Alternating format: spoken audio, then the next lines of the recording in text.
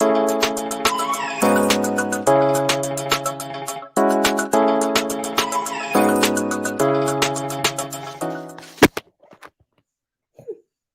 guys, welcome to SheKnowsArsenal. My name is Jessica and I'm your host, and you can follow me on Twitter at @itchjessino.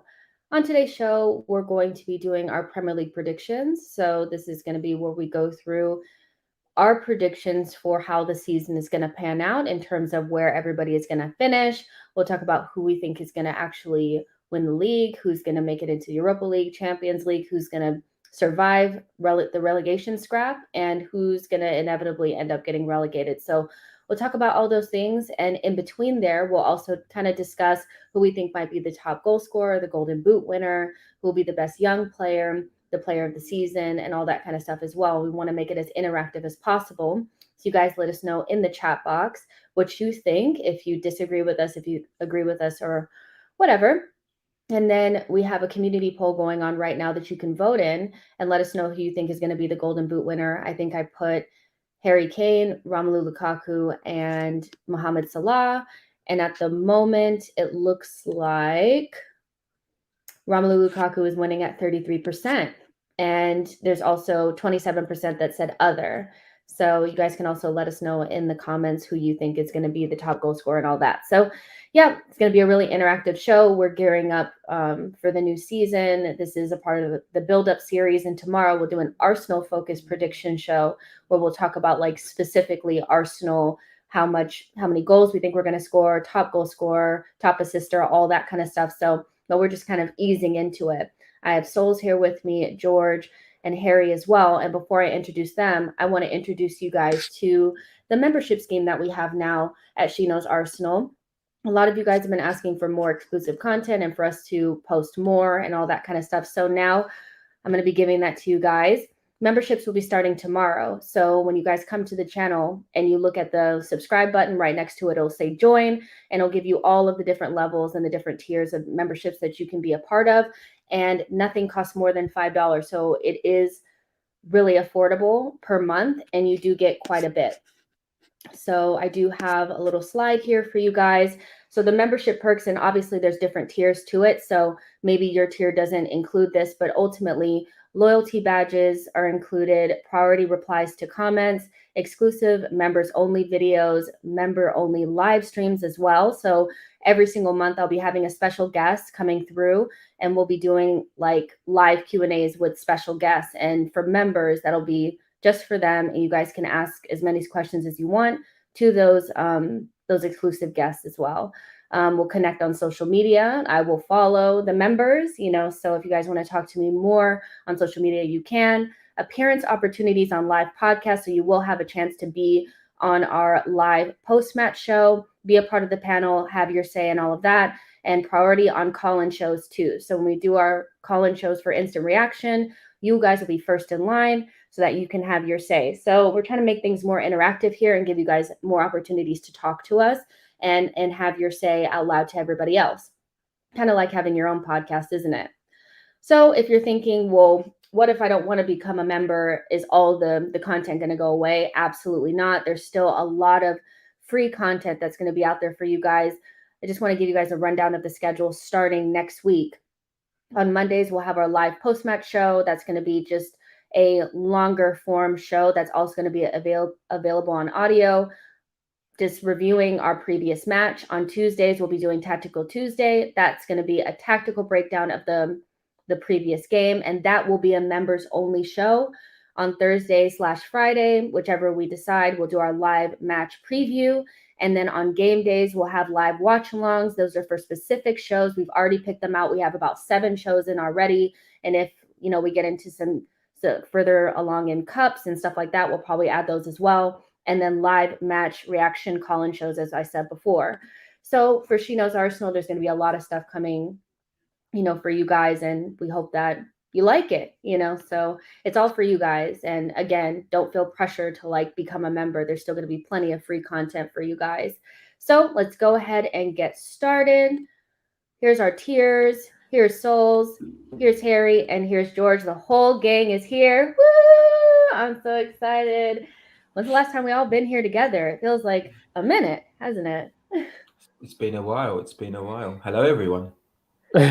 We've Rob, got him back from the cold, guys. They whisked He him was just away. on Love Island. It's all right. He just had to make a guest appearance on there.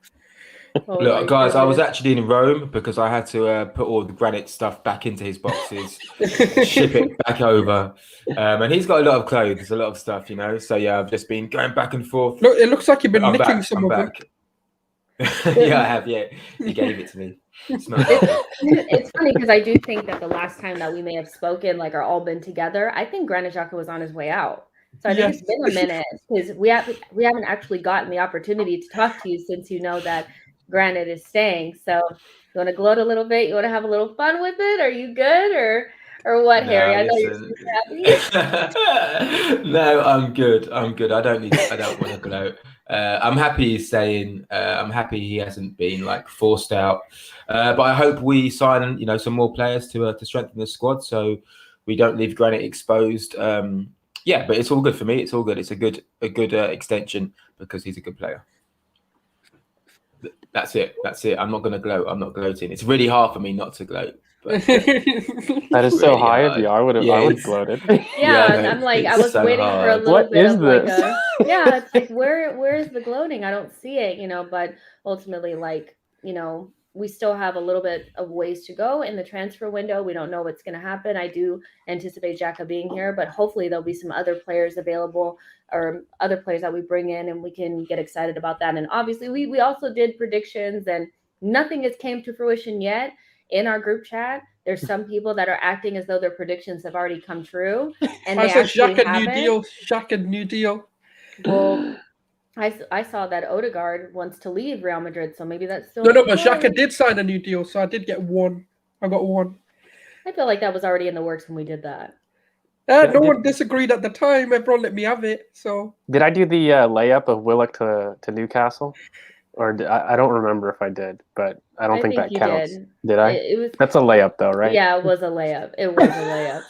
So you guys, again, make sure that you are in the chat box and letting us know what you guys think. What we're going to do is we're going to start with our tier maker, and we're going to go from relegated up to the champions. So we'll start with kind of the teams that we think are not going to quite make it. Hopefully the teams that we're able to destroy this season. I would love to see us batter some of these teams, because that's what it's about, right? We have to be able to beat the small teams. So I'll start with George first.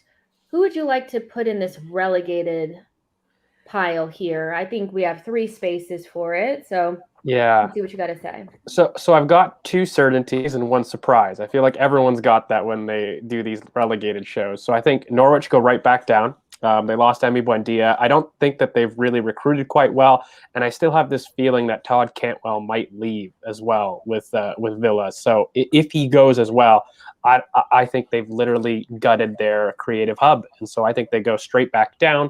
Another one is Burnley. I don't see where the goals. They were very, very close to going down for me last year, and so I really felt as though Burnley are going to really struggle to get those goals again. And I think that with the return to fans, we're looking at a lot more goals and kind of return to normal. So I think they do go down. And then lastly, it's going to be a surprise, but Southampton. And it's because for me, they've lost their best striker. They're most likely going to lose Vestergaard, who probably will be going to Leicester according to reports. And if that happens, they really are in for a treat. I don't know if I rate Hasenhüttl as well as other people as well. And if you take away their main goal threat and their leader in defense, that's just A1 for getting relegated for me, particularly with their transition. Vestergaard really held their defense, and Ings was a huge part of just turning their close games into wins. So, yeah, that's my surprise. But Watford is very lucky to escape. Like, they were very neck and neck for me, but I need to have a surprise for myself. So, yeah, I went with Southampton. So I'm a little bit different than you. Well, first of all, your surprise of Southampton is not a surprise to me because I have them in my bottom 3. Oh, I have wow. them at 18th. I think they're going down. I really do. I think the recruitment hasn't been good enough. They sold one of their best players. They were. It's so funny because last season they were like all the way up at the top, and the Southampton admin was we're gonna win the league, stop the count, and I mean they were lucky to finish where they did last season. So for me, Southampton, goes down. Norwich, for me, goes down. I just, like you, I feel that you bring in a Josh Sargent, who I think is the key to Cantwell leaving. I think Cantwell, like just like you do, I think he goes to Aston Villa. But Josh Sargent, love him, but he doesn't score. He's not going to score enough goals, so they're going to lack goals again and lack creativity as well. And then I actually have Watford. I think that they're going to go down. I don't see anything about that team that says they're going to be able to fight it out. So I have them in my bottom three. Souls, what do you think? Well, all right, I've got no surprises whatsoever. Did Firstly, you pick the three coming up? No. But we'll get to that. I don't want to say anything. But Burnley can just piss right off. I can't be arsed. I don't want another season with Burnley. So I hope they go down. I'm sorry if you're a Burnley fan, but I just can't be arsed. Norwich, which is two predictable teams. And I've got Watford going down. I just don't see what they've done that's, for me, enough for a team that's come up that's really going to really challenge. I've tried looking out for them and just seeing what they bought in. They bought in, like, all right players. Like, they're not world beaters, but I'm guessing they can't do that anyway. But I don't know if it's enough. Like, I know they got Danny Rose. No, look, you can think he's a shit player, but for a team like Watford, that's a good recruit, like a Premier League proven player. They've got, I think, Joshua King's come in. But other than that, I don't really know much about who they've actually bought in. So, plus Ismaila Sarr, Souls, like I think that duo with gone? King, he's there. He's not gone, but he's there. And I think him and Joshua King are going to be just enough for goals. And look, if Southampton go and they replace, Ings quite well, I actually think that access of Danny Rose with Ismaila Sarr and then, Josh King as your reference, that's going to be their route. You're just going to repeat that. I think that's got enough goals for me. Yeah, I still think they're going down. Mm-hmm. I just don't. I think, goal wise, yes, but you've also got to have a good core, which I don't think they've got. Is Troy Deeney still playing, or is he a pundit now? Is he like one of those that just shows up when he feels like it? Kind of like part-time? Player pundit. Asshole. He's such an asshole. I can't stand him. My gosh. Harry, do you have anything different, or what do you think? Oh, I mean, I've changed it quite a lot just listening to you guys, because a few kind of players that I forgot about. So, I mean, originally I went with Norwich, Watford, and Burnley. But as we were talking about Watford, I was like, oh yeah, Joshua King and Sarr. So I'm going to change it a little bit. This is almost like what I want to happen as well. So not necessarily what I'm predicting to happen. Obviously, I want Spurs to go down, but it's not going to happen. So I'm going to go Norwich, Burnley, and Brighton. I think that I feel like this whole Graham Potter thing just annoying me a little bit. So I'm like, do you know what? Let's relegate let's relegate Brighton. Let's get rid of Brighton. So I'm going to go Brighton, even though I love Welbeck, and that's why I can't put Southampton down there, because I like Theo too much and I don't want him to go down. And I do love Welbeck, so it's really hard. But I'm going to go. Yeah, I am too. I'm going to go Norwich, Burnley, please. Let's just get rid of them for a couple of seasons, and Brighton. So I think two of you guys chose Burnley, didn't you? Yeah, I want them. Three actually. Okay, yeah. So Burnley, and then I want to put Southampton in there. I really do too. I want to put Southampton in there. I feel like Shea Adams.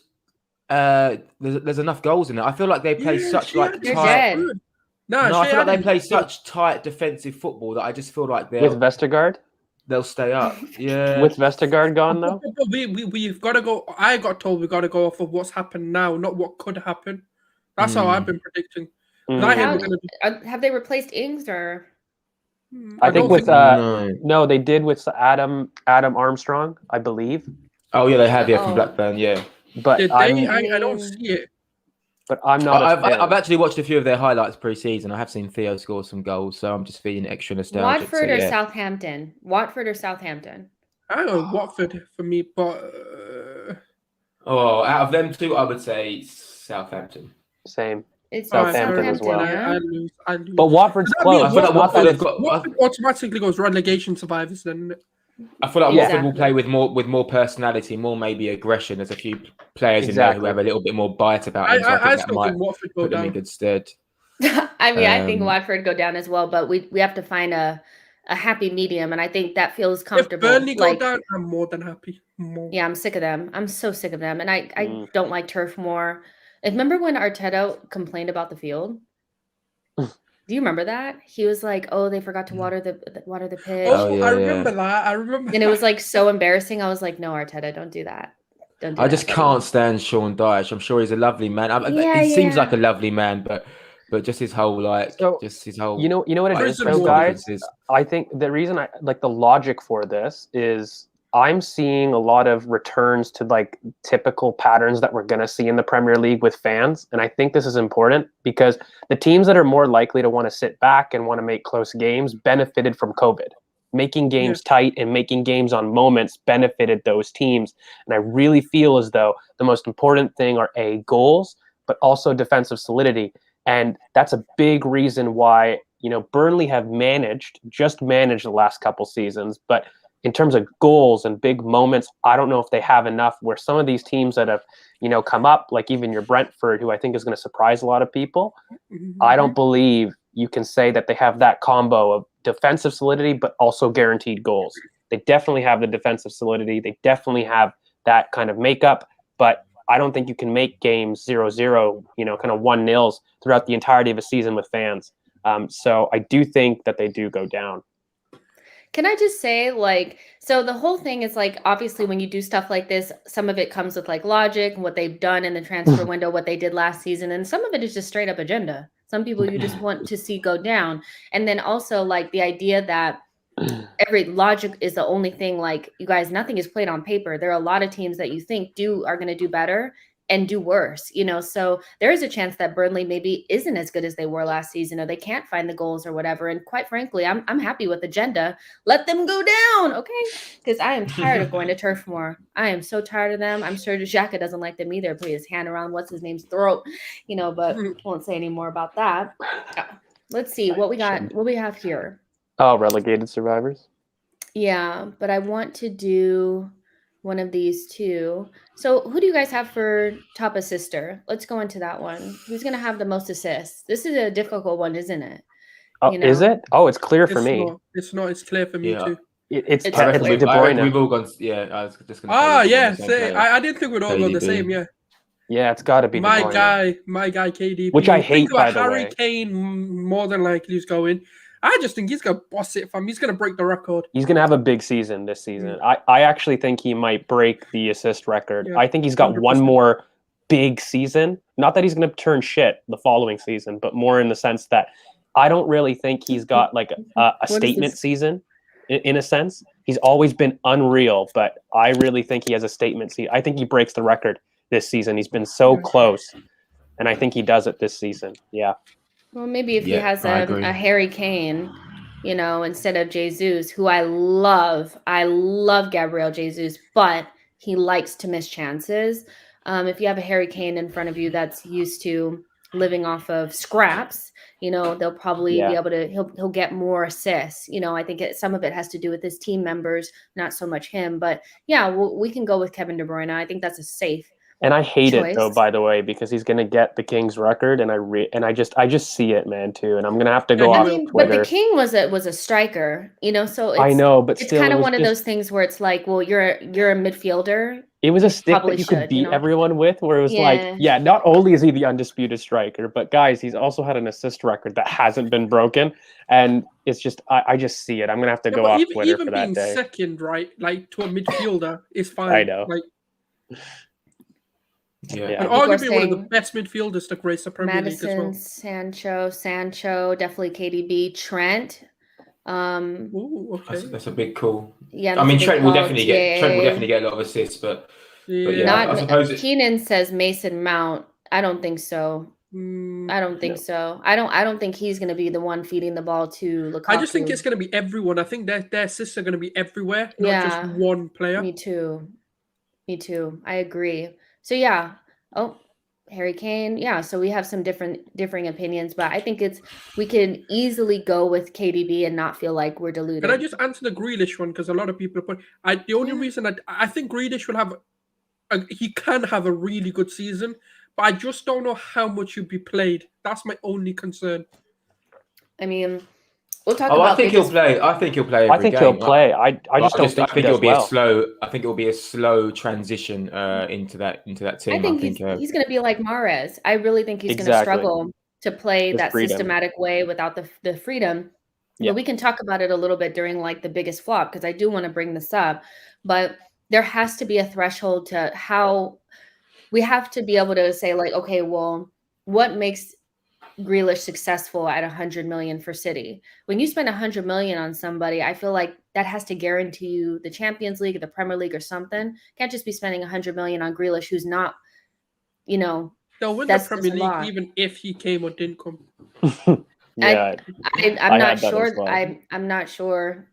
I don't think they win it this season, to be honest. Ooh, we can talk about that later. Oh yeah, that's jumping the gun there. There's a lot of spoilers here. Yeah. Slow, steady, very steady, very steady, very slow. Let's get there gradually, okay? We need to get there gradually. We need to keep people interested. We need to keep people interested, Let's not sell it too early, okay? Who's going to win the league, guys? Who knows? Stay tuned to find out more. Okay? Wait, I thought we were getting relegated. Well, we're not. So, but let's go to who else is going to survive relegation. We have 2 more teams that we can put there. Okay, 2 more. I think Brighton. Brighton, Newcastle. I have Brighton in there as well. Harry, do you have Brighton or no? Well, I was saying Brighton might go down. So Brighton, pretty much. If that's the bottom and 3, Newcastle put them in there. Yeah. I have Newcastle. I've also got a weird feeling about Wolves this year. I think Wolves may struggle. They'll be low. So Brentford. Oh yeah, of course, Brentford as well. I had like Southampton to just survive, but that would be Newcastle then. But Brentford is a strange one. I could also see them coming and doing really. They're mid-table really well. for me. Yeah, they're going to do really well. I don't see mid-table. They're going to do really well. They've got an excellent. I actually have them as shout for maybe their coach is unbelievable. He could win, kind of coach of the year. To be honest with you, he's got really, really good coach. Yeah, I'm gonna push back on that just a little bit. I know we like the way that they run and they play nice and all that, but they really, for me, I see Ivan them just Toney. barely. I get that, but it's a Premier League. I don't think it's not always going to translate. But they played the style right. Yeah, that's the thing. They played their way that translates well for me. I think part of the reason that a lot of these teams have faltered coming up to the Premier League is they abandoned their style. Yeah. So you can put Brentford mid-table. Oh, 100%. They're not Leeds vibes. Okay. I think I got Newcastle. So we've got to vote it. We've got to vote and relegate. Okay, so we've got Newcastle or Brentford. I'm going Newcastle. Oh, 100% Newcastle. I would put Wolves in there.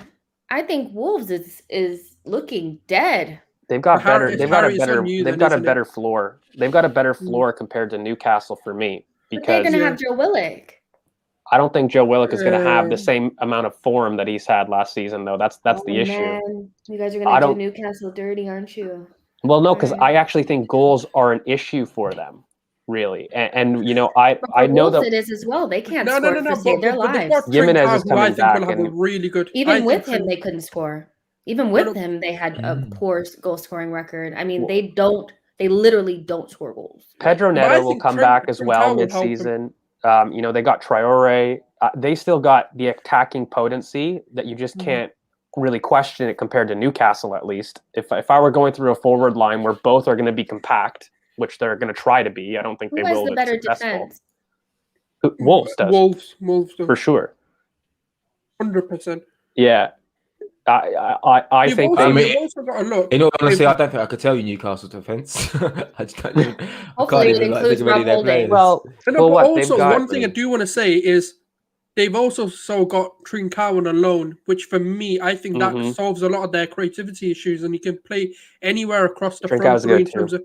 Yeah, I think Trincao's a brilliant loan move for them. Obviously, I've seen him in La Liga pretty much every single game Barca played last season, and he was instrumental. He actually played more games than Pedri did, and actually got more trusting than Pedri, and Pedri's the one killing it right now. So I think Trincao will translate and help them with some of their issues in terms of their goals expectancy. So I think mid-table is right for them. Don't worry, you guys. Okay. I got this all written down. I can't wait. I can't wait. Y'all be okay.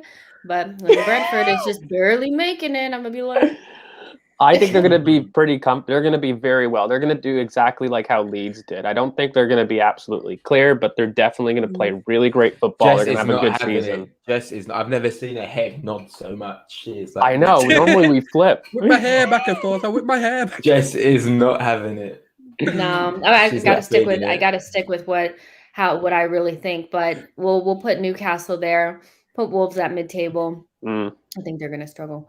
And then we have how many more spaces for a lot. This one has 7, doesn't it? This one has 7, so I know we can throw a couple more. Oh yeah, Crystal of these Palace in will get here. mid-table. Crystal Palace, yeah, mid-table. Who, by the way, I love them, but I don't know if they do as well as what we really hope either. So Palace, we're just hoping.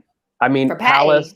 Yeah, I know, and I think people may hope that he even gets this weird like Europa League finish, but no, I really do think they're that classic team that bought well according to everybody, and it doesn't translate really, and so they're going to be very mid-table for me. Yeah, I think they'll always be over reliant on Zaha as well until they actually buy a proper striker. Benteke and you aren't really going to consistently get you goals, and Eze's out. And Eze's out till Jan. Even Olise is not going to hit the ground running. I think he does. I don't think so. What is this? He does. George. I love the distribution. Isn't he from? He's from he's Reading. No, but you can't do that. Eze came from QPR. Like you can't say because he came from Reading. Like he can't. I think it's going to be a slow burner for him. I think he's going to. But Eze wasn't like adapt. that. He came from. But very every player is different. You know why? You know who did fail? It was who was the? Oh God, we were linked to him. Benrahma. Benrahma didn't have the greatest of seasons last season, and there's a reason that happened. Because when you look at players that are explosive over 5 yards, bingo. And those that are athletes and able to compete, I don't think Olise either factored on the system as well. A lot of his creativity was individual, and he's an absolute athlete. That's somebody I would have wanted for Arsenal. I think he's a great player. He translates awesome to this league for me. And even Ivan Toney, very similar. These physical, strong strikers and players that don't rely on system. That's the big thing for me. So they have variety to their game, and that's exactly why I think they thrive here. But I think Palace is mid-table as well. I have one that I want to throw in mid-table that people may not agree with, but I think West Ham struggles because they're in Europa League. I don't really think that. I think they were more of an anomaly than anybody else. I think their squad is just okay, and then when you add the factor of Europa League and stretching that thin squad out with the limited improvements that they've truly made, I think they are just right there mid-table because there's going to be other teams that did not get Europe that have improved, us, Villa, and Everton in particular. And I think we'll be closer to those Europa League spots than they will. So I'd like to throw West Ham in mid-table. Totally fine. I think with only Antonio up front as well, it's going to be hard for them to consistently score goals. And because Antonio also has his fitness injuries. Though Benrahma, I was watching a few of their pre-season highlights the other day. Benrahma has looked quite bright this season. So I think it's going to be a tricky one. They do have a small squad, but it feels like there's enough players there to cover certain areas. So, but I think you're right. I think they'll struggle more this year, especially without Lingard potentially. And I also think, I know you just mentioned them, I think Aston Villa are going to have mediocre season. Can I just go on to West Ham quickly before we move on from? No, you can't. Sorry. Harry is back. No, Sal's gone, buddy. I just wanted to say the reason why I think they could get a Europa League shout is because the reason they struggled previously to last season was more because of their whole sort of toxic fan base and the way there was a lot of booing in the stadium. You've got to think about the toxic atmosphere that was there. But I think with the freak season they've got, with the fans coming back, I think there's going to be a buzz around the place. I don't think it's going to be as bad as it was. Maybe I'm wrong. Maybe they've still not let it go. Maybe You know why, Souls? I think it's the same team, but you take out Lingard now and you don't have a dedicated striker. That form returns. I think a big part of why that they've been able to do this is because without fans, they're one of the teams that benefits from those tight games, right? Those tight margins about swinging things. And I really do believe take them into Europe. I agree with Jess. You add a team that's in Europe who's never historically done it, not got a pedigree. You have basically the same team without huge additions because Lingard isn't coming back. There's no big striker. The only way you cope with it is by signing, squad reinforcements, because otherwise, those players simply wouldn't have done that before. Not many of those players would have played 50 games a season, so they will struggle. But Antonio up front, is incredibly effective for them, incredibly effective. So they don't have that recognisable striker, but Antonio for West Ham is that recognisable number 9. Like, he's that guy. So I think it'll be interesting to see how they cope, but we'll have to see. You're right. I think West Ham might surprise you. See, Devlin Gooner, it's censorship. It's ridiculous. It really is. I'm like, why is George disagreeing with me so much today? I literally can't. No, you know what? I've got something for Villa too. But Harry, okay, you brought them up because do it. No, I was just going to say to go back to Villa. I just think that I think they'll really, really struggle without Jack Grealish, and I know effectively they've signed Buendia and they're looking to spread the workload, as it were. I just think they'll struggle, and there was a few times last season where they looked really, really average, and I just think that they're not as good as maybe we think they are. And I think you can get at Mings, you can get at Konza. I think you can get at their fullbacks. I know we're not great, but I just feel like they might struggle this year, and I also want them to struggle this year because I don't like Aston Villa. Yes, I like that energy. George, what do you have to say about Villa? Because I have my little my notes here as well. I'll keep it short. Any time that you have more than 3 to 5 starting additions into a lineup, they always struggle. I've not seen a team successfully been able to bed in like 5 signings into their starting 11 and see them thrive, really. And you know what? It's even worse in the attack. When you do those things, you need those attacking patterns to be a little bit more due to variety and chance. And this is how you build a great attack. It's not really due to specific systems. And I think Grealish covered a lot of mass in their progression, right? They've got some great attackers who all names that I think everyone individually loves, but no one solved the progression issue. So Grealish was a 2-man threat in both final third efficiency, but also a second phase dictator. He used to come back deep, pick the ball up from the goalkeeper at will, progress them up the pitch.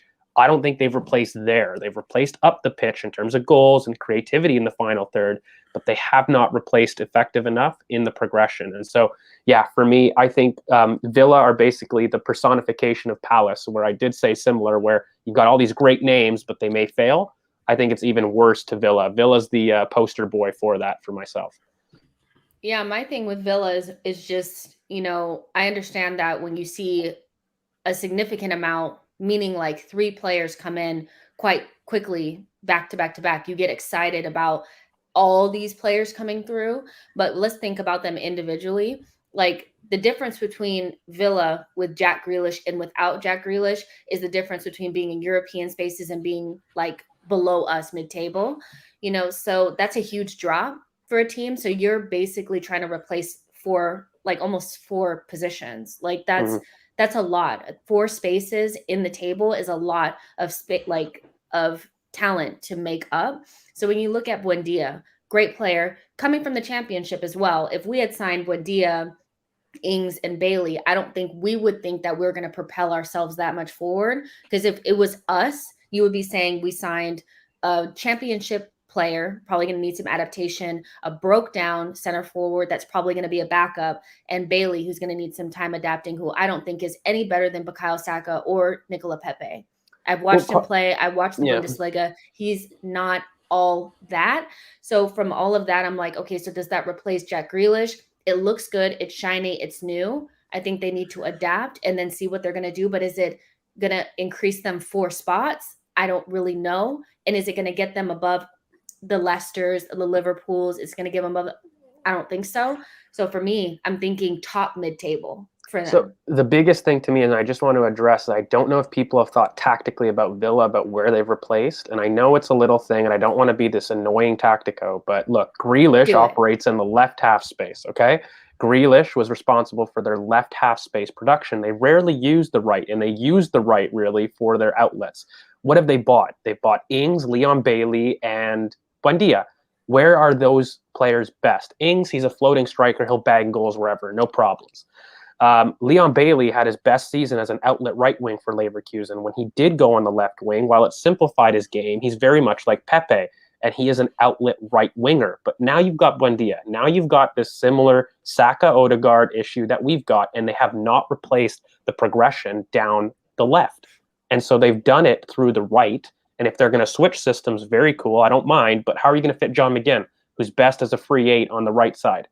I don't know. And so for me, I just see a mismatch here of great individual players, but not necessarily the greatest thought process, particularly down the left, because Leon Bailey struggled much more on the left than he did on the right. He's much better as an outlet on the right. And if he does go on the left, you'll use him as an outlet. It's not that they can't, but he absolutely is more clinical off the right. And so if you're looking for him for goals, that won't help the progression issues that Jack Grealish is doing the entire season, by the way. That won't help how they progressed up the pitch through the left. And so, yeah, it's going to be interesting for me. In fact, I actually think they may go 4-4-2. This is a surprise shout. Everyone knows I'm a person who thinks 4-4-2 is coming back with Leicester. But when I look at their squad, I would really go 4-4-2, to be honest with you. You've got Watkins and Ings up front as a strike partnership. That could be tasty. You've got McGinn in there.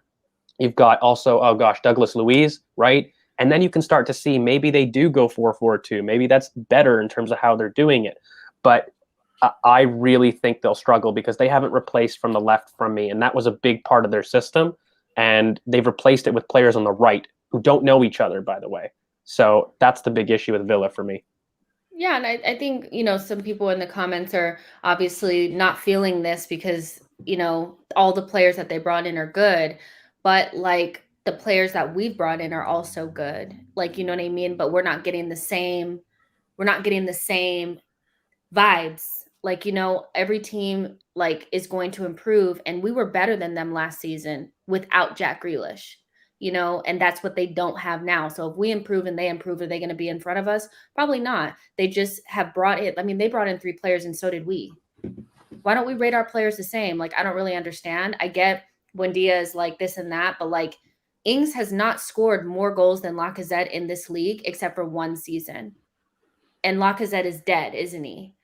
So let's just add a little bit of context. I'm not saying that they're going to be bad. I just feel like once we start getting into these upper tiers, we'll see, it's tough in there. We're not talking about just 4 good teams. We're talking about 8 teams that are really competing in there. So when I look at it, I'm I think Aston Villa will be upper mid-table, which is still a competitive space considering you still have Everton and Leicester and Liverpool and us and Spurs still in there. That's a lot.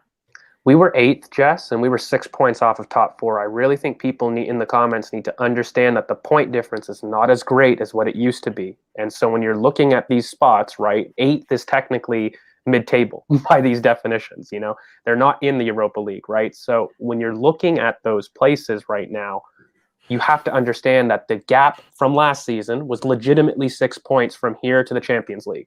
So when you're looking at some of the top of the mid-table groups, up until Europa League and even at the top of the Champions League, that gap was 6 points. So these are a lot closer. Just to back up your point about it being closer than maybe we do think. I also think Everton, you got to plop them in there at mid-table for me. The Rafa Benitez effect, it 100% is going to make them solid, but I don't think they've got the squad to challenge in the Europa League places. But Rafa, you have to bookmark this. He will absolutely squeeze every ounce out of that squad. He's an excellent appointment. Underrated for me, a coach I really, really like, against my principles, by the way, not attacking at all, but the way he gets the most out of his squads is unparalleled for me, except for maybe Ancelotti kind of over their careers. So these are very good coaches. So I think Everton will be mid-table regretfully, but that's more on squad quality than the coach. I want to show you guys something really quick as well, just because I know people don't want to see this, but this is a big part of kind of my research when I was doing this. I tried to make sure to to think of some other things. So I just want to show this really quick. Oops. Let's do this. Okay. So if you guys can see this, this is how many points we were able to gain in that second half of the season. And I know people don't want to see this, but it's true. We finished off the season quite well once we kind of got our shit together. But I mean, this is with Mikel Arteta at the helm. Do you know what I'm saying? I see this whole thing where Dean Smith is a better coach. So-and-so is a better coach. Da-da is a better coach. Well, they had better teams and they got less points than us. And we're talking about Aston Villa, who lost obviously Jack Grealish wasn't there, but Dean Smith was still their coach. If our team is so dead and their team is so good, then why did they still finish below us? Look at their form, So I just want to remind people that we may not like Arteta, but Arteta was able to that should be 50, Jess, because that's with 25 games played. I know with the 26, kind of since Boxing Day, we were absolutely second, factually, kind of in the end, because United lost. So, yeah. Yeah, it's just one of those things where I know we're not happy where we are, but you can't dispute the facts that at the end of the season or the second half of the season, Arteta coached us in a way that made us pretty fucking good. You know what I mean? So I just want to put that out there with the but we players finished that we 8th, had. Jess. We finished 8th. I know. And 8th isn't I know good that. enough. Aston Villa finished 10th, or whatever. I get that. This whole Aston Villa thing to me is just a little bit frustrating, just because I get that they added players, but so did we. So why wouldn't we improve? You know what I mean? I don't really understand what's the difference. We added players and so did they. You know the whole world just loves to be rivals with Arsenal. We're the most relevant club there is. It's funny. I want to be really respectful, but sometimes I have trouble finding out or figuring out who some of our fans support. It feels like, if we can beat our own club up, we will. And if we can, talk bad about our manager or our players, we will. I think we need to remember, sometimes love should be blind. There should be blind loyalty. You should really want to protect your players and your manager at all costs, even if it defies logic, even if it's sometimes wrong, because, we need to be loyal to the end. So, here reading Villa have a better run club than us and they have more of an identity. It's what does that mean? What does Villa having more of an identity mean? Why do they have more of an identity than us? I just don't understand. And they don't. They didn't. So Tactically, confusing. They didn't. They were route one. Let's have it right. Tactically, they were route one with Grealish. They allowed him to free roll to kind of conduct their entire attack. Let's have it right in terms of actual objective quality. Once again, we bring up the Boxing Day, not just for context, but to understand that those were the first times that those profiles were able to be called upon. And I think we'll have a debate about, Arsenal, and really we can kind of do that tomorrow in a sense. But I feel like if we're going to keep comparing in the comments Arsenal to these teams, it's just going to be a little bit boring, because this is our outlook on the season as a whole. And don't worry, you guys got a whole Arsenal pod where we'll go in depth about why we've chosen where we are probably tomorrow. So I don't know. That's the only thing I'll say, because it's getting a little boring, to be honest with me. And also, if we got Dean Smith tomorrow, a lot of our fans would be foaming at the mouth. They'd be going mental. So let's not act like Dean Smith is the chosen one, please. Anyway, sorry, moving on. Don't we have to throw one more team in here? Leeds, 100%. And you know what? Leeds. Leeds, actually, they're really unlucky, because I debated, I flirted with them and Europa League. Just hates Leeds. No. I got Leeds in Europa League. Do you? I have an agenda, but my agenda was not. I had to be real. They were good towards the end of last season. They really corrected a lot of their issues in terms of letting goals in. Yes. I think they're better this season. I think they nick a They spot. are. And so my logic. So look, Jess, I flirted, and I hope people don't think it's biased, but it was between them and Spurs. And for me right now, because I think we can say that Kane is going, right? So I'm factoring in a Kane loss with this, and it really does depend on who they replace him with, right? I will be fair in that sense. So if they get a Martinez versus somebody like a Vlahovic, my opinion on this changes drastically. But Leeds, just to be safe, because I do think that we return back to normal, I had them mid-table, but literally by a point or two. It was between them and Spurs for me. I don't know where everyone else had. So I'm happy flirting between the two. But all right, so that means Spurs go mid-table. Yeah, I'm happy with that. Yeah, I think I'm going to put them mid-table. Because it just feels right. It just feels right. So let's go ahead and Feel put them. good. No. Yeah. Boop. You can barely even see their little chicken on the It's ball shit thing. anyway. Yeah. Their kit's made out of shit, like literal trash. Their club is trash. It's cock on ball. Like, yeah. Do you know why the beach ball was there? It's a future plan, right? So they do beach clean so they can make their shirts for their fans. Yeah. So, Do you guys think that Bamford's going to have a good season? Yeah. This He 6 will. million says Bamford has second season syndrome and they finish mid-table. nice. I love Patrick Bamford. I love Patrick Bamford. He's I love him. consistently inconsistent. Oh. So yeah, No, I Patrick hate. Bamford's No, brilliant. to be fair, no. I'm gonna defend Patrick Bamford because it kills me that people are sitting here with this new like complete 9 craze, and everyone wants a striker at Arsenal for some reason, but no one mentions Patrick Bamford. Like, he's in the last year of his contract. He absolutely is an excellent linking striker that gets consistent goals, constantly rakes high on XG, and it contributes in their counter press and does an unbelievable amount of work. He's got really most things that you want in the locker. He just isn't fashionable. And I really think that's legitimately it on the player himself. he's not like wasteful though. But Souls, every striker is. Like, if you look at him, he's constantly up at the top for goals. He's constantly up in the top for expected goals, and he constantly works hard for the team. So I don't know. I love him. I always will defend Patrick Bamford. I don't think he's ever elite, and he won't ever be elite, but he absolutely is a very top striker. And I don't think he gets second season syndrome at all, because a lot of his goals weren't necessarily dependent on the system. He started to create those goals for himself towards the latter half of the season. I don't know if anybody tracked Leeds, but I really kind of admire Bielsa, so I did look at them quite a lot. And if you look, it's good. 17 goals, 8 assists is pretty good. It's excellent. Yeah. When we did our signings, when we did the players that we wanted next summer, I said, Lacazette could only dream of those numbers. I think Patrick Bamford is really good. He's good. shit. Oh my gosh. Let's do top scorer. Let's go around and say who we think are going to be our top scorer. We said who our top assister would be. That's KDB. George thinks it's Bamford at the moment. No, George, I don't. You think it's Bamford? Who do you think it's going to be? Actually, go ahead. Me? Mohamed Salah. I don't think that they win the league, but Salah's going to bang goals for them.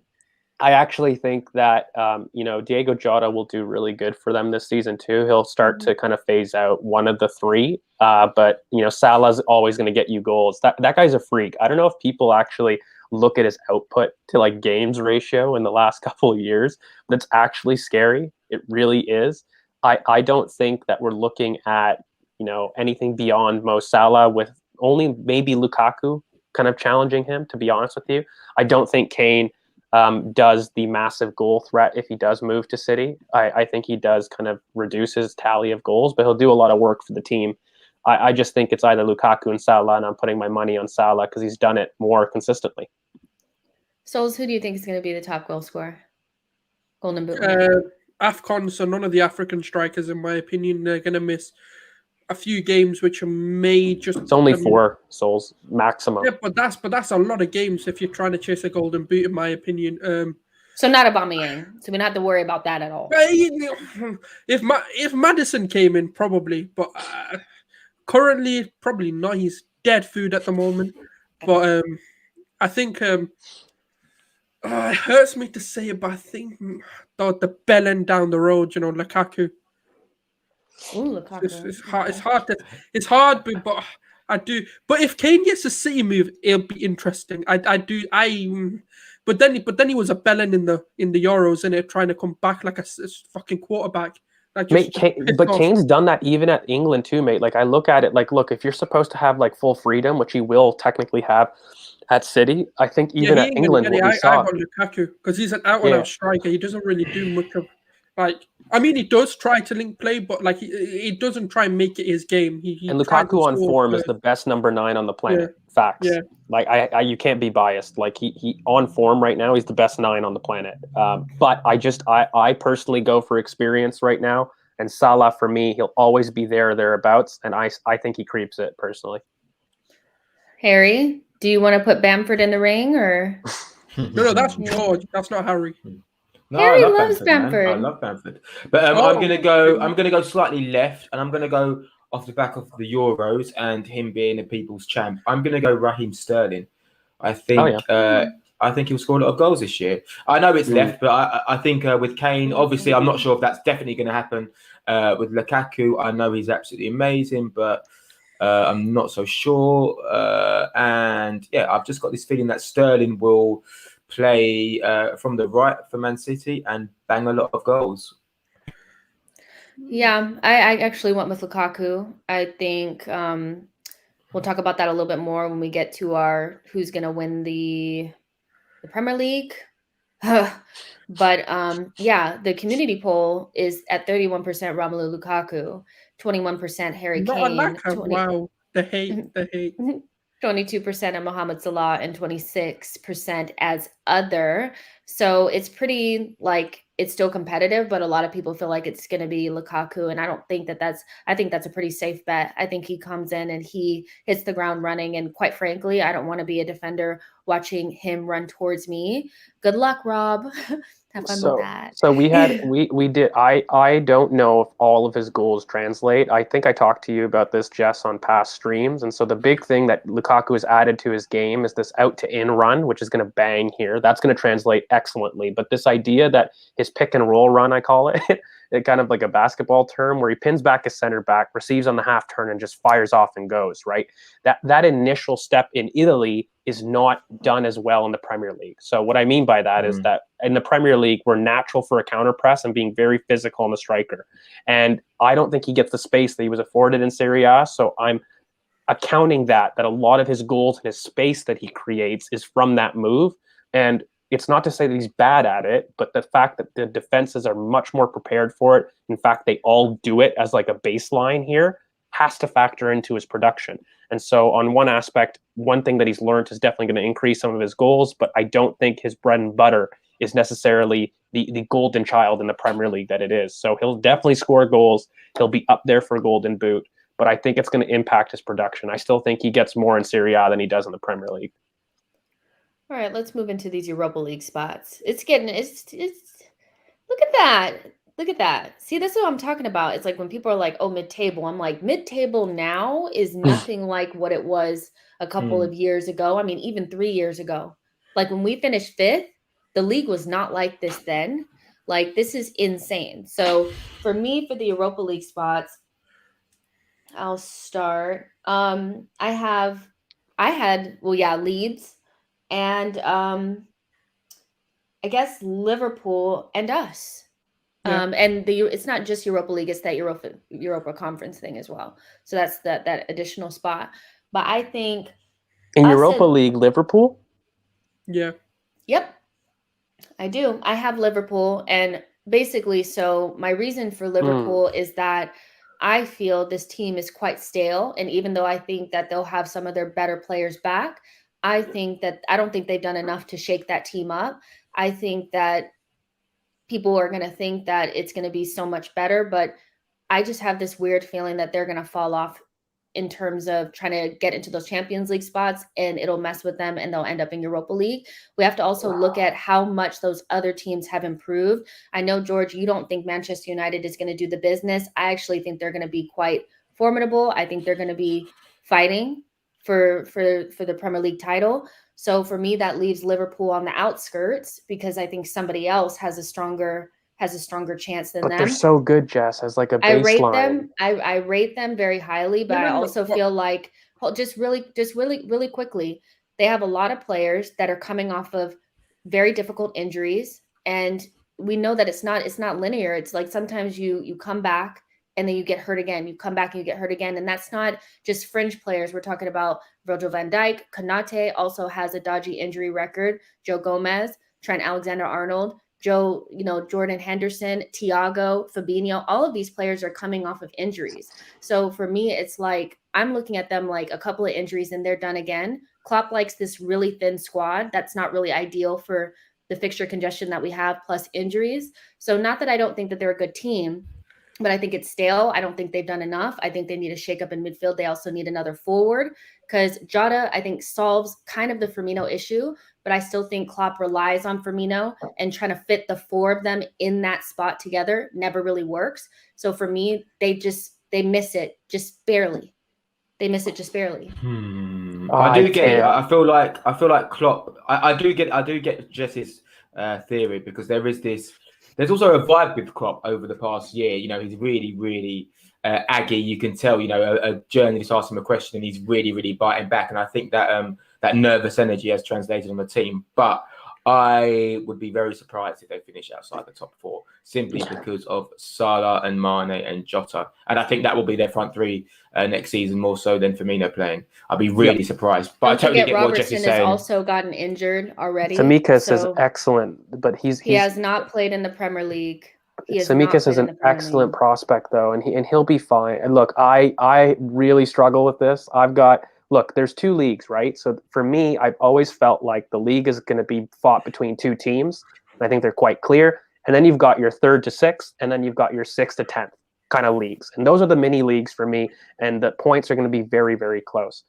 The one thing I really want to get at with, Liverpool in terms of returning players, the aura that brings to your team, the confidence and the way to play to a specific system is drastically different. The way that Liverpool were playing without those profiles in the squad hindered them absolutely massively. And when you've got a Konate now that's absolutely massive in terms of their defense right now, I really don't feel comfortable putting them Europa League. It has to be Champions League for me, because as a team, there isn't a system out there that's outperformed everybody as much as Klopp.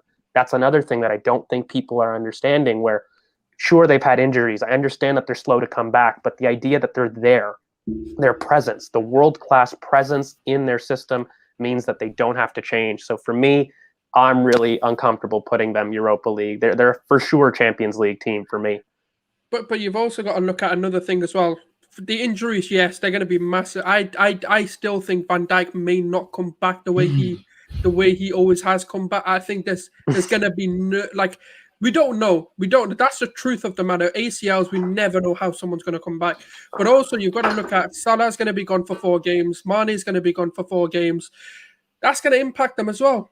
I know it's 4 games, and people are going to say, yeah, but it's only 4 games. But mate, they've got arguably the best backline in the world. They've look at the replacements. Yeah, but that's if they don't get injured. But there's a big possibility. And look, I do reckon there's gonna be injuries for them because of the way they play, the intensity they play at. There will be relapses of injuries, and I just don't think they've recruited enough, in my opinion, for me to think that they're gonna push on. I think it's 50-50. I think it's 50-50 as to what sort of season they have, but I would lean towards them having a successful season. I just think they've got too much to fight for this year, and I can't see them. I just can't see them having another indifferent season. I just think that would be fatal for their manager and for some of their players. So I've just got this feeling that they'll bounce back. And I know it's not that important, but a rocking Anfield with all their fans back, I think that makes it's huge. It's huge, man. So are we going to put Leicester in the Europa League and put Liverpool in the 100%. There's no way Leicester I'm very comfortable reviewing this at the end of the season because I think Liverpool is going to be the one missing out, but that's fine. That's cool. That's cool. I don't think that. I completely. I'm with you, Sulz. I'm with you. I think Liverpool just. I don't know. I'm very confident in having Liverpool Champions Firstly, League. I think Leicester makes the top 4. I think. Why are we Europa? No, why are we Europa League? Why are we there? Let's I didn't have us there. I have us in Europa League. Do you? I do. I do. Go ahead, Harry. The floor is yours, baby. Go ahead. I mean, listen. Can I read out my top 8, or does that ruin the show? Hey, it ruins it. Just say your. Who's your third? Who's your 3rd to 8th? Yeah, take my 3rd to 8th. Team. Yeah. Sure. Okay. Is Liverpool 3rd, Arsenal 4th, United 5th, Spurs 6th, Leicester 7th, Everton 8th. Did I hear Spurs? I swapped Leicester and the Spurs in my calculations. I have that exact same thing. Well, I'll read my 8. I literally have that exact same thing. Spurs and Leicester are swapped for me because remember, this is kind of what I want to happen, you know. So that's why I'm putting us fourth. And you know, one team's got to drop out. And even though it's going to be super unlikely that United are that team, I think if any of those teams are going to underachieve, if any of these new signings are going to underperform, it will be United. But I know that's a wild statement. I know they came second last year, blah blah blah. But it's just a vibe I've got. You guys are on something today. So I can't not back us United, to get top four. I can't not back us to get top four. United is such a good Premier League team. They may not do good in cups, but they have improved just enough. You guys, I think they're going to do something. But Varane is my biggest flop of the season. When you do that, and hold on. When you factor United, what's going on with all these? I know. I'll let George do his flop now, and then we'll get on with it. But go ahead, George. What were you going to say about Varane? Look, Varane is not the same Varane that people think he is from 2008. His last two times that he has come to the Premier League, through the Champions League, by the way, but Champions League quality teams with Chelsea and City, he has been very bad. And when you look at it, he's going to be a good player. He'll be okay. But the expectation that Raphael Varane is this world-class signing that's going to push them over the edge, I don't believe is going to be the case. I actually made a bold prediction on my channel that I released earlier today that between the two, Ben White will justify his signing next season a lot more than Raphael Varane will. And not only that, Raphael Varane will have a worse season than Ben White. And I think that we will see that next season. The only issue I had was when you look at flops, you do have to compare price tag, and he is coming in for a very good price tag. But for me, I feel as though the expectation is that Varane is this world-class center back that's going to revolutionize their back line, where I feel as though Varane will flop, but Maguire will have a world-class season. He'll have a great season, but Varane will not have a great season. And so, look, when I look at United, I don't agree, Jess, that they have a great team. I think they have a great individuals. I do not think they have a great team. When I'm looking at it, a lot of them rely on their ball striking ability, which is great in the Premier League. It does do that. It gave Spurs a freaking half decade of relevance. But when you're looking at winning titles, when you're looking at winning systems and chance creation, I don't see United as having a coherent system that battles to the very top. And so for me, I feel as though that they're going to falter this season. And yeah, I do have us getting fourth because I think that a lot of our transfer window hasn't been completed yet. And I really do believe that with us, the idea that we are crap is the biggest misnomer in football. I think that it matters from the 26th of December to the end of the season, we were second. And we weren't second by chance or it was close. It was clear. Our record was absolutely clear.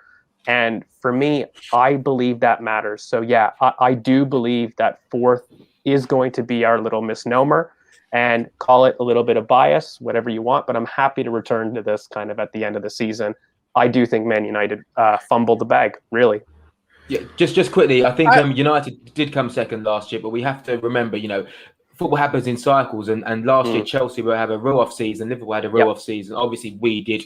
Spurs were up and down under Mourinho, a lot of changes. So there are many teams, that just weren't as good as they should be. Yeah, essentially. So that's why I think this year with Chelsea coming back strong, I believe Liverpool coming back stronger, and hopefully us as well. I think that us finishing fourth is a stretch, and maybe it's a bit of a blind hope, but hey, it's better to believe, and hopefully we can change a lot of people's minds, and you never know. Stranger things have happened, and like George said, we're not as bad as we think we are. So a few more signings, I think we can do it. Obviously, if we don't make those signings and additions, then it's not going to happen. But if we do make those signings in the right areas, but that's a big if. We're not talking about if. Oh no, it's current. It is. We're talking about current prediction. Can What's I read happening now? super chat really quick? Tahir put in a super chat saying, "I'm waiting for Jessica to put Chelsea as champion so I can go eat." We won't. Yeah. Well, I want to put my little piece here because you guys are wild. I don't know what crack they're smoking. I don't think there's. I just. Do you know what it is? For 2 months, Harry, George, open a window, please. Every single fan, our own fans, tell us how terrible we are. So I want to back it. I want to back it. Just fine, But I actually have Man United as second and City third, Leicester fourth, Liverpool 5th, Arsenal 6th. That's what I City have. third. Yeah, City I third do. and Liverpool I think outside the they're Champions rattled. League. I'm not going off of just, oh my gosh, look at how many world-class players they have in their team. I just watched them play against Leicester and they just looked okay. I know they're going to get some of their players back, but I think there's a weakness there that if they don't address it with Harry Kane, it's going to be an issue. And I'm not 100% sure that Harry Kane leaves and goes to Man City. I'm not convinced. Even if he does go, okay, yeah, there's still a team that I think is better, so there's that. But I think this is where we're gonna be scrapping in a second. We're gonna be scrapping in a second. I can feel it. City third though. I can't get City third. I can't get it. I can't get it. Take City back out for a second. You can't put them there. But no one's decided that yet. United Okay, are Champions League. so Manchester United is here. So We're now clearly getting overrun. So yeah, put them there. These two are very clearly, by the way, the title challengers. I very much think that it's not even close. I think it's a 2-horse race between the two. And then, like I said, 3 to 6th, and then 6 to 10th are like the two little tables that you compete with. This title race is going to be reminiscent of what Liverpool and City did, where they got. I'm not saying they're going to get 98 points or whatever the fuck it was, but it's going to be so fucking close. Like to the wire, it's going to be whoever beats each other is going to win it. I don't think it's that close. I don't think it's that close. I do. No, because look here, I'll say my piece. Look, City are absolutely the team that blow away with quality. In terms of people saying, I don't know if they have the output, they did it last season. They didn't rely on Aguero or really anybody, and they ran away with it.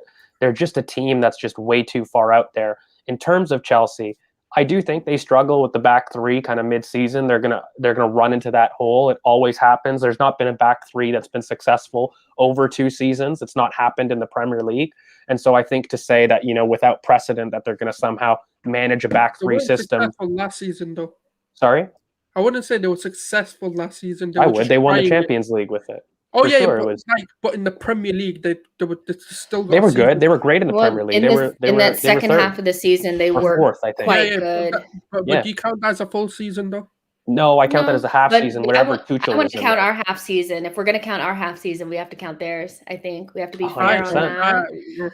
I think we should go around in a circle and say which we like for the champions. Give our answer for why we think it's going to be City or or Chelsea, because that's where we're at, aren't we? So Harry, I want you to go first. Who do you think is going to win it? Sorry, Man City, best team in the league, best manager in the league. They've strengthened, and even if they don't replace Aguero, there is enough goals and flexibility and fluidity in their system to consistently create chance after chance after chance. So for me, City win it comfortably. I'm going to go next. So I think Harry, it's me and you against the world, I guess. So here's the thing. Chelsea and Man City were the two. They're the two best teams, like by far. I do agree with that, kind of in a way. I do think Manchester United's done just enough, and they're good enough in the league to do their thing. But that's just me. Now, with the difference between Manchester City and Chelsea, I think the addition of Grealish is less impactful for Manchester City than Lukaku is for Chelsea. That instantly makes them, to me, the best team. Then when you start looking at depth, I think all around, Chelsea has better depth in every single position than Manchester City. Manchester City, if you look at their fullbacks, well, first of all, let's look at their left backs. I don't know about you, but I don't think Mendy and Zinchenko is better than Chilwell and Alonso. I just don't. So when I look at their... Okay, one. That's one, but even... Everywhere else, they're better. No, I don't. Yeah. Depth-wise, all Center the way back, through. Midfield, up at attack.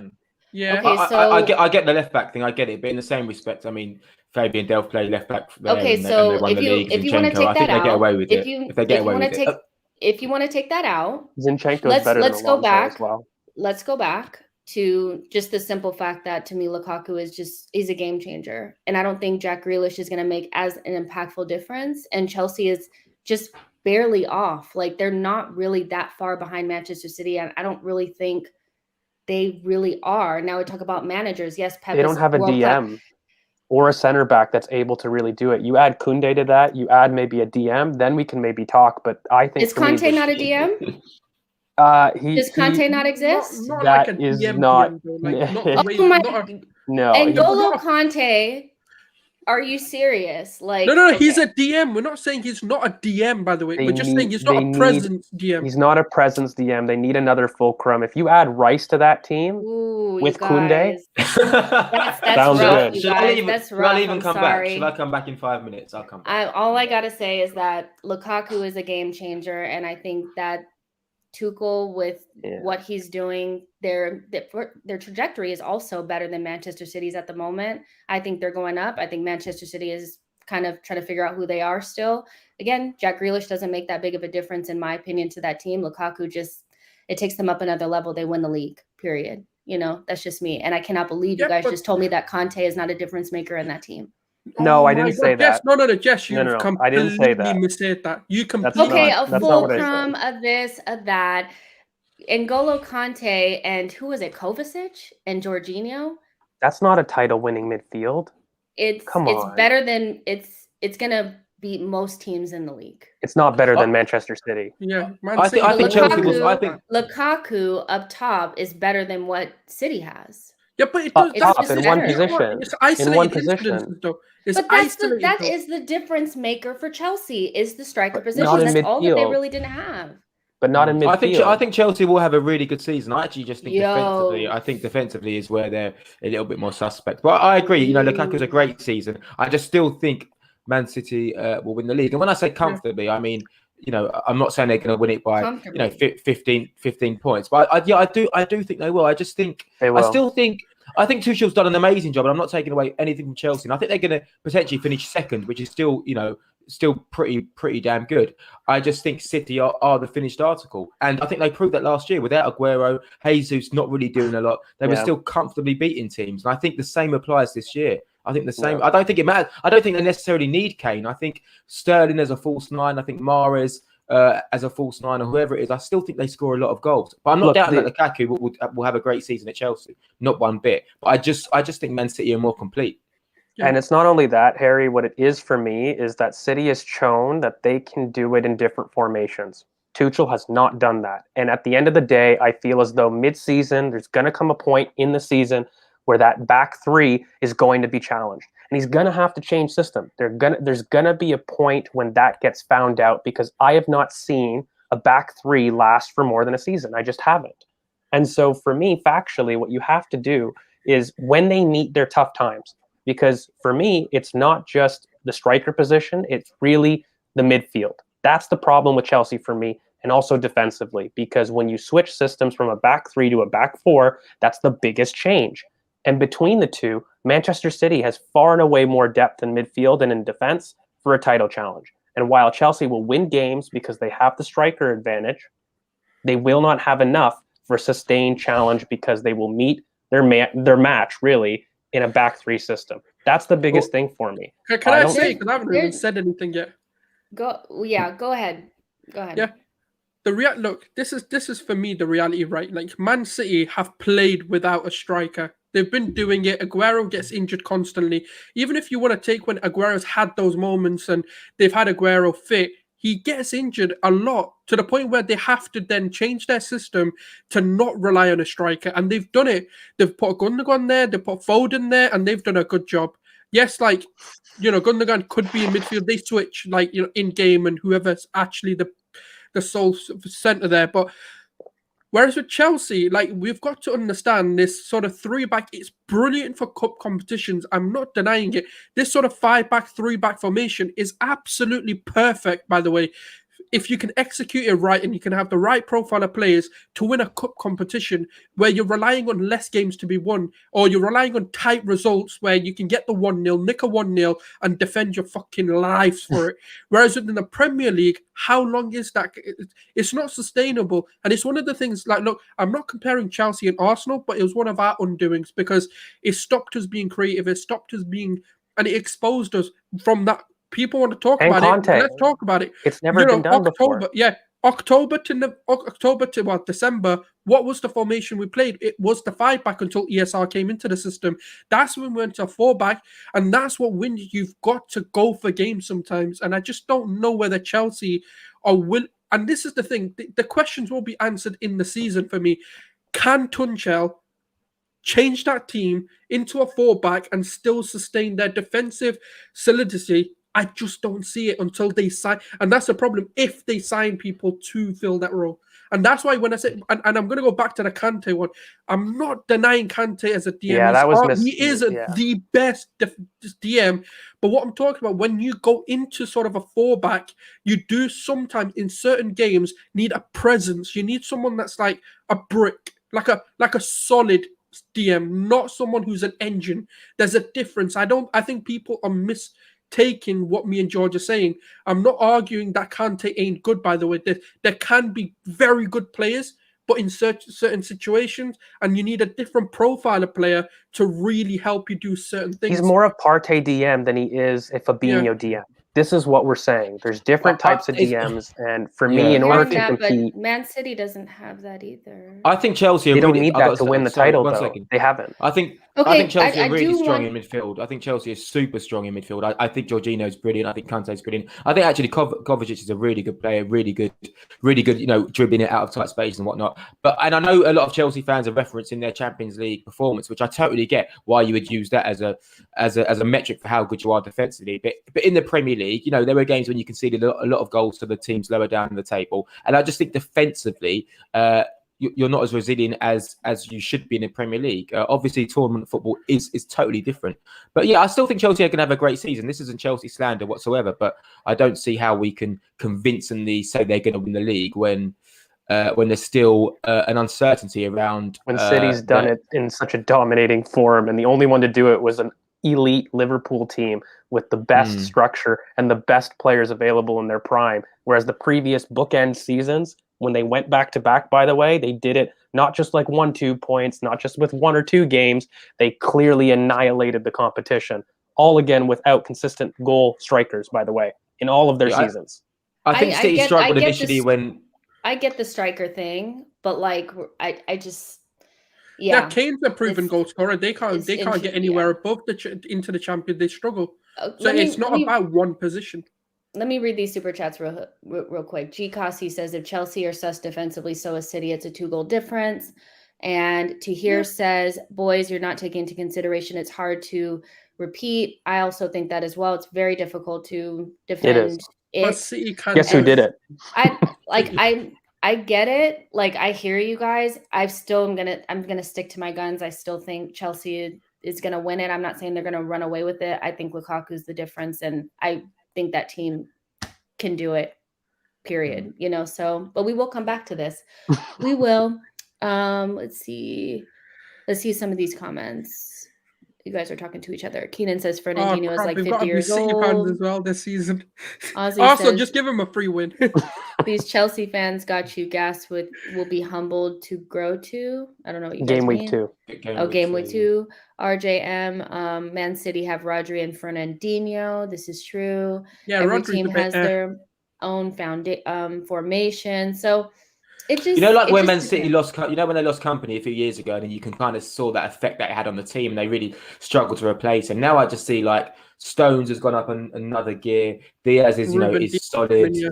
Yeah, I just feel like there's no uncertainty around their team or quality. They're not missing anything, and if they do get Kane, I can't see it. But maybe Chelsea, do go and do it. But man, if Chelsea do win the league next year, I mean, it's going to have to be some I believe, I don't think record points.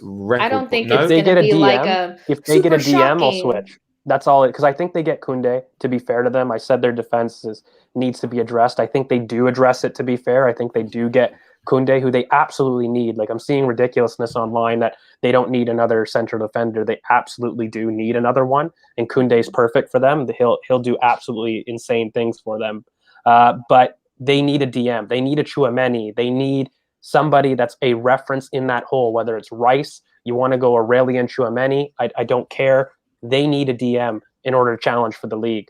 And it's a huge hole for me. It's a massive, massive hole because I don't think their midfield is creative enough on its own without that reference. Like, they need something more because they're going to switch to a back four, and that's the tough thing. In a three, you can get away with it. You can get away with that because your fullbacks supply a lot of the creativity. And I don't think you can do that in a four. And so when they do go to a four, they're going to be caught in sure that he's transition. going to switch to a four? Jess, it's never been done. In the Premier League, there hasn't been a period where a team's lasted more than a season in a three. Conte even had to change it. There's literally no precedent. I haven't seen any indications that they would switch. I don't think Koundé says switch. Like, I really don't, but that's just me. He's a four. He's a four defender. He can. So that's why it's such a good purchase. He could play in multiple This is going to go on forever, isn't it? This is going to go on for ages. I can feel it. Yeah, I don't know. Just agree to disagree. Yeah. I don't see it that way, to be honest. But let's go to. We have a couple more. Let's talk about the young player of the year. Do we have any ideas about that one? I'll go to Sulz first. I'm being biased in it. I'm going to be so biased. It's going to be Bukayo Saka for me. I think what it is, I think the Euros has done him really well in terms of just getting eyes on him. I think one of the key reasons to why is because, Arsenal are flops, Arsenal are eighth. So no one really saw how good Saka actually was. But I think he's going to elevate, and I think there's going to be, especially if we can get the signings done that we need to get in, such as a Maddison coming in, and I don't know what it'll be, a midfielder or right back coming in. I just think his game's going to be elevated this year, and he's going to do a lot better than people think. So I'm going to go with Saka this year. George, what do you think? I struggled with this one. I think I actually went with Emil. I think he's going to have actually a better season than even Saka. I think, unfortunately, Saka is going to struggle at the start of the season. He's such a good player. I love Saka. I'm probably his biggest defendant on here. I just think he starts a little slow, especially with what's happened kind of over the summer. But I think Emil is really the breakout, I think, for this team, and he just carries that extra little bit of impetus. I don't think he's at his breakout season yet, whereas Saka, we know what Saka is going to do. So the big issue that I'm going to find is they were already doing it kind of towards the end of the season, but they're going to triple and double mark him. And everyone knows that Saka is really the danger man, and he's going to have to find ways in order to kind of get out of that. And it's not that he'll be bad, but it's just the fact that he's double marked and triple marked that he will struggle with initially. Everybody does kind of on their way up. And I think once he figures out that, he'll be good. But for me, Emil Smith-Rowe is going to have the breakout of the season because I don't think many teams know about him too much anymore. And he's done probably 40% of what I've seen Emil do in the academy. And he hasn't believed that he's part of the first team yet. So we haven't seen any near to what, Emil's potential is. So I see him as probably, other good shouts as well. Jadon, like, you can't discount Sancho. When you see seasons of 30 plus goals and assists for years and back-to-back seasons, you can't not, at least give it a shout. So I'm really tough to not say Jadon Sancho, but call it bias a little bit. And I think I'm allowed that as an Arsenal fan. So I'll put Emil Smith-Rowe in there. But I think Sancho is probably a very good betting arm because he's ridiculous. Harry? I think it's going to be between Havertz. I think he'll have a really good season. And I've got a weird feeling that Greenwood's going to be quite good this year. I think we might even see him centrally a little bit more as well. But yeah, I'm going to go with Havertz, I think. I went with Havertz. I think he's due a breakout season. I think he's going to do well. He did the struggle thing in this first year, which is natural. I think we have to be consistent. Most players, not most, but it's not out of the realm of possibility that you struggle in your first year in the Premier League. And I feel that our players do it. Their players do, but Havertz is a class player, and I think he'll be the breakout. And I think he'll help Lukaku. I think he'll be really good in that front line. So yeah. What are you guys laughing at? It's that comment he was surprised that Harry didn't say Granit Xhaka. I was going to say Theo Walcott, to be honest. I was going to say Walcott, but I realised he's in his mid-30s. You know what's think about this. Theo Walcott is older than Aubameyang. Yeah, that is Isn't mad, that isn't it? crazy? That is is mad. Why is it crazy? insane. Walcott's been around for Because donkey you just years. don't think of him like that. Like, you know what I mean? Like when I see Theo, I still see like young Theo. Like, you know what I mean? Like I just don't see it. You know who's also just worth a mention? Like if you're gonna shout Greenwood, another breakout star who really should, and if Chelsea do want to challenge for the title and do actually win it, somebody that has to do well for them is Callum Hudson-Odoi. Like I rate that kid so highly, and I'm afraid about what's been done to him kind of in the last couple seasons. That's a kid that he doesn't get talked about enough, really, in these debates. And he is an absolutely elite talent. And you know what? I think really he should leave Chelsea if he's not going to get the opportunity, because we're talking about a Saka, Sancho level talent here. And he just hasn't had the chance to really display it. And for me, he displayed some of the most world-class numbers I've seen from creative passing, especially with, the time that he spent on the pitch.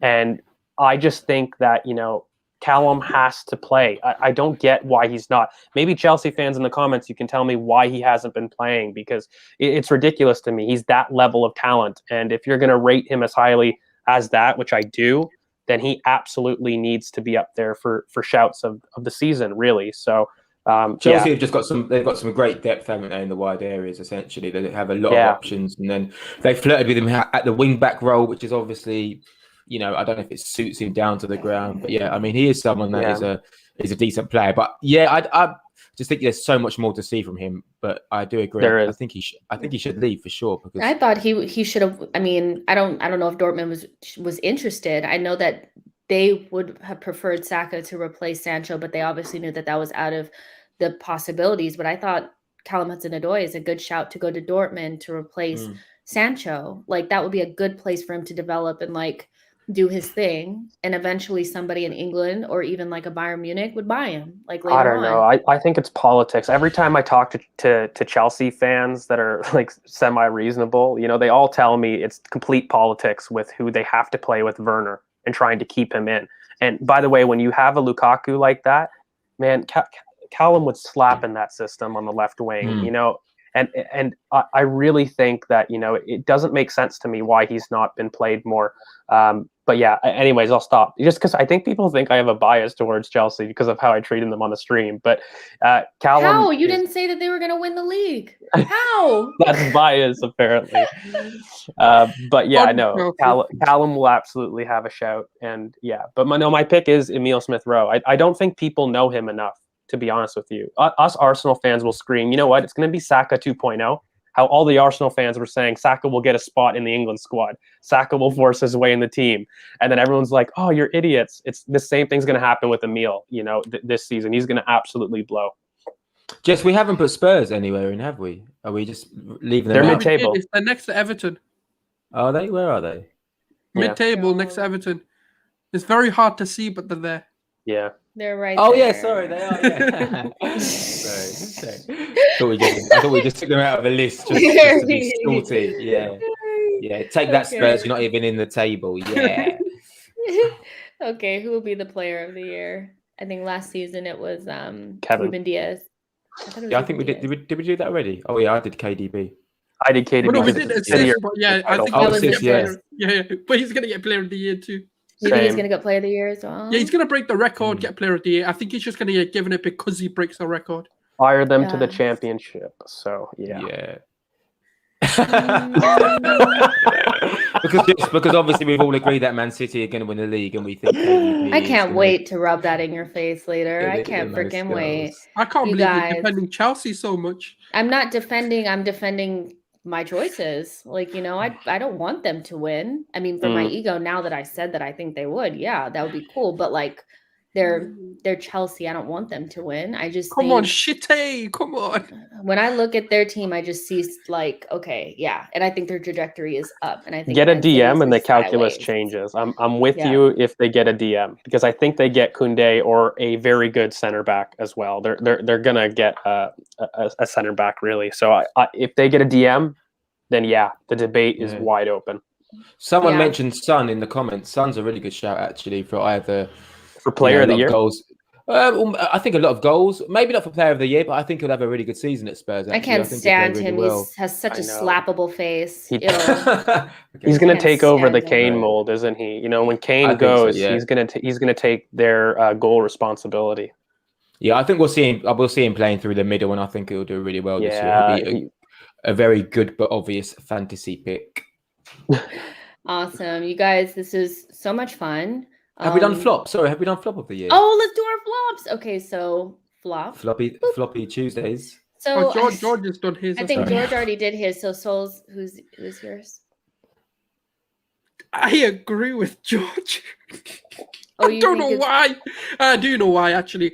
Look, if anyone has genuinely watched La Liga, forget Champions League, forget about everything else. But if you've genuinely watched La Liga, you would have seen Horrible. that this guy has declined horribly. Like, I'm talking, it is Bad. disgusting. It's a crime against humanity how much this guy is. Without declined. Ramos, he's a different player. Yeah. And the thing For is, people look, that have watched him. there's so many things. It's not even just one Yeah. thing. What got him out of trouble a lot was because he was a quick defender, but he seems to have I don't know what it is. Maybe it's a lack of ambition. Maybe it's just he's CBAs with Madrid. I really don't know what it is, but he doesn't seem to have that pace he did. He Lost seems his to be easier concentration, to get Souls. past.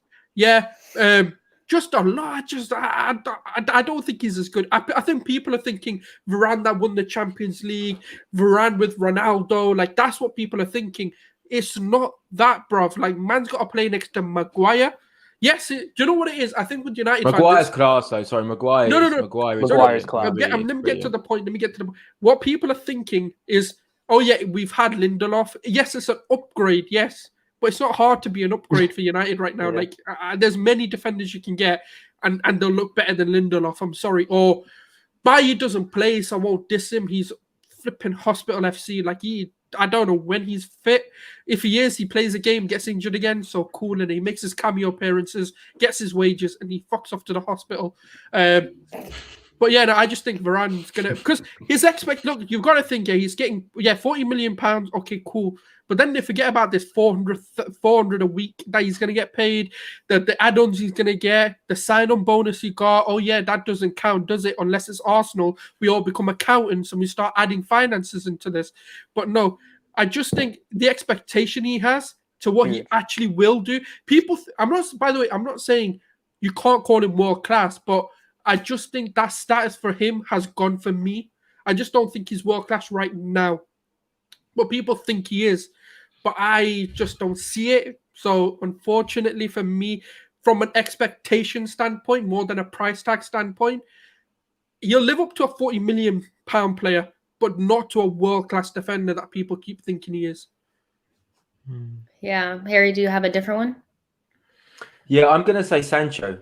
I think for the amount of time the deal has taken, I think for the hype surrounding Sancho, I think flop's going to be a harsh word, but I think he'll struggle the most out of all of the big signings. So I'm going to say Sancho. Obviously, there'll be other players who have been in the Premier League a lot longer who won't perform as well. But in terms of a new transfer coming in, I think Sancho is going to struggle, and only because a similar reason why he didn't really make an impact for England. I just think he'll have similar problems in the Premier League, and I do know he's done absolutely wonderful in Germany, but Man United don't have Haaland, so I think he will struggle.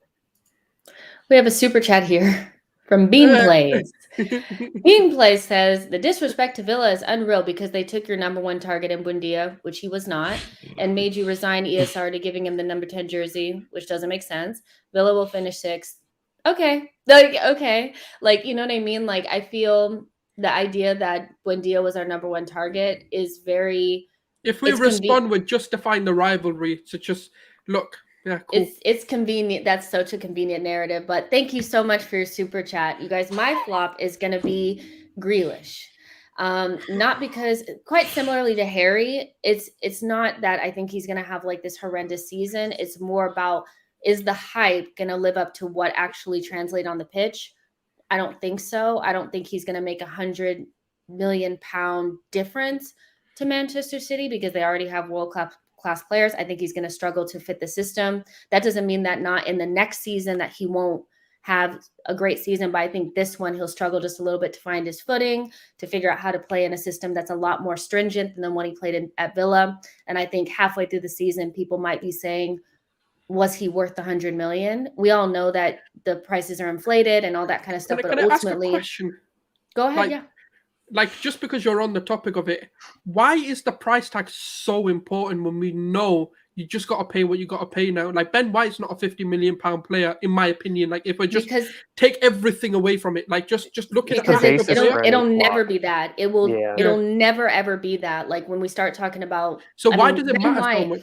If Ben White is great, nobody talks about the price tag. If he has one bad game, they'll be like, is he worth the 50 million? That's the price you pay when because for me, I don't care what they cost, like personally. I mean, we don't, but when we start talking about, that's the way you have to go in that direction, because you have to be worth what they paid for you. Like, you know what I mean? That's how you kind of define if it's a flop. It's not like relative. It's not like relative to the team of what they can pay. I think what ends up happening is we use price as a yardstick for talent ID. So like what I mean by that is typically your transfer fee is what you're worth, and what your worth is what your talent is. And so when you purchase somebody for £100 million, you're saying they're a game changer that consistently changes the game for you, top 3 in their position, somebody that constantly digs you out of a hole, is the difference maker. And I agree with Jess. Like, I really struggled between this one and Varane for myself. Not because Grealish isn't a good player. He's a great player. I just think he'll be restricted in that system. And £100 million means I need you banging 20 goals and assists every year. You need to be the reason that City win the league. You need to be the one winning the Champions League. And I don't know if he gets the freedom to do that. But I actually think the distance, though, is a lot different. So that's the only thing where I differ, where I think everyone will see that Grealish's class. It's just he can't express himself fully. I think people believe that Varane is world class and he's just good. Like that gap for me is bigger in the talent. I just want to say, like, look, so when I'm looking at it this way, I'm like, okay, so look at the difference between the two players that Man City want, Harry Kane and Jack Grealish. If you pay 100 million Jack Grealish, it's kind of like, okay, his goal output has never really been that much. Like, do you know what I'm saying? Like, he's a really good player. You spend 100 million on Harry Kane, you get so many goals from that. And then that looks like, if he does that, then it's like, okay, I can see why, because the goals, that's the difference between you winning the Champions League or not. A couple of dribbles from Jack Grealish isn't necessarily the difference between winning the Champions League or not. That's why I'm saying, like, and it's not that I technically am sitting here like, why did they pay 100 million for Jack Grealish? I think he's a phenomenal player. When we're talking about flops and we're talking about somebody that's really hyped, I think halfway through the season, people will be like, did he really make as big of a difference as people thought he was going to make based on the price tag? You know what I'm saying? That's all it really is. Yeah, but other than a striker, that's never going to be the case at City for me.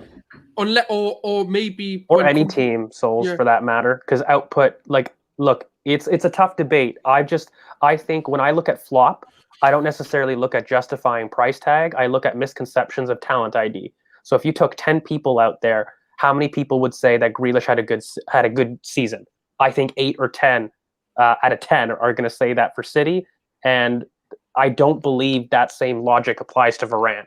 I think at the start of the season, a lot of people will say, probably 8 or 9 out of 10 would say, yeah, Varane's going to have a great season. And I think come the end of the season, that evaluation won't be the same. Forgetting the price difference. Like, Varane is not half the player that Grealish is. And I think these are really weird debates because, you know, prices aren't a marker of talent ID, like the way that we use them. So I think when you look at flop in these things, which is a big word, you know, I think that causes everybody to like get their hair up. It's kind of fun as well. Like, I don't think it's necessarily like that deep. Like, I'm not, you know, when you say flop, I think people get very like thing about it. Like, we're literally joking. Like, it's not that serious. Like, you know what I mean? But great show, you guys. I think we did super good. We did go over, but it's perfectly fine. There's still about 176 of you guys watching on all platforms. Make sure you like the video and subscribe to the channel. Remember that tomorrow memberships are going to be available. You can just go to the channel and press join, and then you'll see all the different tiers, and then you can pick one, and they're all under $5. So $5 a month, which is pretty affordable. and we kind of went through what you'll get, but it'll be more specific there, so you can look at it from there. But tomorrow we'll be doing specific to Arsenal predictions. So how many goals are we going to score? Where are we going to finish? Who's going to be our top goal scorer, our breakout star, all of that kind of stuff. So we're going to get into the nitty gritty about Arsenal, and then we can have even more debates. And because I think we wanted to get into that today, is what I see in the chat box, but this is just more Premier League, in general, But did you guys have fun? Yeah, absolutely. We stirred the pot. Great to be back. Great to chat to you Yeah, guys. Chelsea don't like us. I'm happy.